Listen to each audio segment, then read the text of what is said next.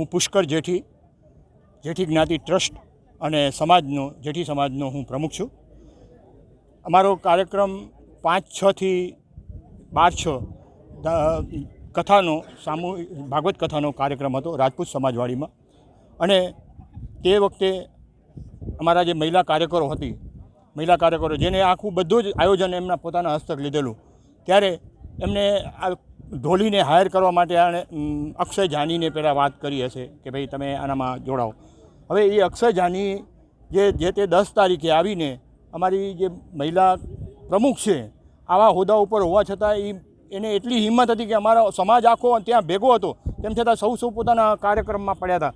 ત્યારે આવી હરકત કરીને, આવા વિચારો રજૂ કરીને અને જે બેડ ટચ જેને કહેવાય એવા કાર્યો કરીને તે એ માણસ ત્યાંથી ભાગ્યો અને ઘણું બધું કર્યું, પણ તેમ છતાં એ ભાગ્યો ત્યારે અમને બહુ ખ્યાલ ના આવ્યો કે ભાઈ આ ક્યાં ગયો, શું.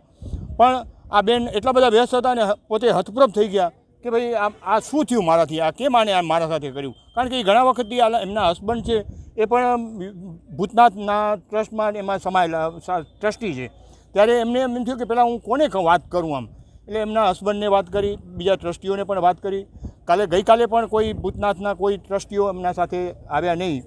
એટલે એક થોડીક હરકત અમને એ ચિંતા થાય છે કે આવા ધાર્મિક કાર્યોમાં જ્યારે આપણે આવા લોફર માણસોને જ્યારે હાયર કરીએ છીએ તેવી દરેક સંસ્થાઓને હું વિનંતી કરું છું કે આવા માણસોને હાયર કરતાં પહેલાં 100 વખત વિચાર કરો અને એક મંડળીને એના ભેગા ન લો કે જેનાથી દારૂ ઢોલ નહીં વાગે તો વાંધો નથી, પણ આવી જો આની ઇજ્જત ઉપર જો થશે તો એ કોઈ સહન થઈ શકે એવી વસ્તુ નથી. આજે અમારા સમાજે આ બેને એટલી બધી હિંમત બતાવી કે જો હું નહીં કરું તો કાલ સવારે બીજી 10 છોકરીઓ આના સાથે ફસાશે અને એને નુકસાન થશે. તો એના પહેલાં અમારો જેઠી સમાજ છે અને મલ સમાજ છે, એ સમાજ છે એ એટલો બધો જાગૃત થઈને પણ આ કાર્યક્રમ કરે છે. ત્યારે અમે આજે અપીલ પણ કરી, વર્ચનભાઈને પણ અપીલ કરી કે ભાઈ તમે આના માટે સખતમાં સખત કાર્ય કરો, કોઈનો પણ દબાણ ન કરે, કોઈ પણ દબાણ ન કરે આ કાર્યક્રમની અંદર, નહીં તો અમે પણ એનો પણ બહિષ્કાર કરશું, એ પણ નક્કી છે અમારું. એટલે આ બાબતમાં સૌ સાથે રહીને કામ કરી. મારા સમાજમાં હું એક પ્રતિષ્ઠિત વ્યક્તિ તરીકે આજે 6 વર્ષથી કામ કરું છું. અમારા સમાજની ભાગવત સપ્તાહ આગળ અઠવાડિયો જે 6 જૂનથી કરી અને 12-13 જૂન સુધી અમારી ભાગવત સપ્તાહ ચાલુ હતી. એમાં અમે દાંડિયા રાસ માટે અક્ષય જાની કરીને જે ઢોલ વગાડે છે, લગભગ બધો ભુજ એને ઓળખે જ છે અને સોશિયલ મીડિયામાં બહુ પોપ્યુલર છે, એને અમે 8 તારીખે હાયર કર્યો હતો. અને 10 તારીખે અમને એક રૂક્ષ્મણી વિવાહ માટે ઢોલીની જરૂર હતી, એના માટે મેં એને કોન્ટેક કર્યો હતો. મારા કોન્ટેકમાં એ છે કારણ કે અમે ભૂતનાથ સંસ્થા સાથે જોડાયેલા છીએ, એ ભૂતનાથ સંસ્થા સાથે જોડાયેલો છે અને હું પણ છેલ્લા 10 વર્ષથી સંસ્થા સાથે જોડાયેલી છું. એટલે મેં એને કોન્ટેક ઢોલી માટે કર્યો હતો અને ઢોલીનો એને મને કોન્ટેક આપ્યો. પણ 8 તારીખથી અને 10 તારીખની વચ્ચે એને થોડાક મને અશ્લીલ મેસેજો પણ મોકલ્યા છે, જે હું વ્યસ્ત હતી એના કારણે મેં બહુ એને ઇગ્નોર કર્યા હતા અને મેં બહુ એનો જવાબ બી નહોતો દીધો.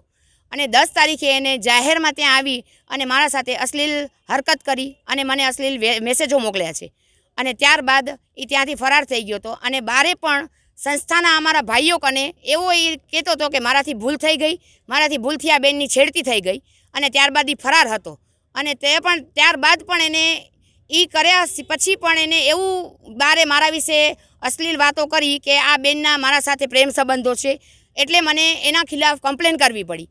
14 તારીખે અને 15 તારીખ પછી અમારા ફેમિલીમાં મેં આવી રીતે વાત કરી અને મારા વડીલો સાથે મેં કમ્પ્લેન કરી છે 17 તારીખે.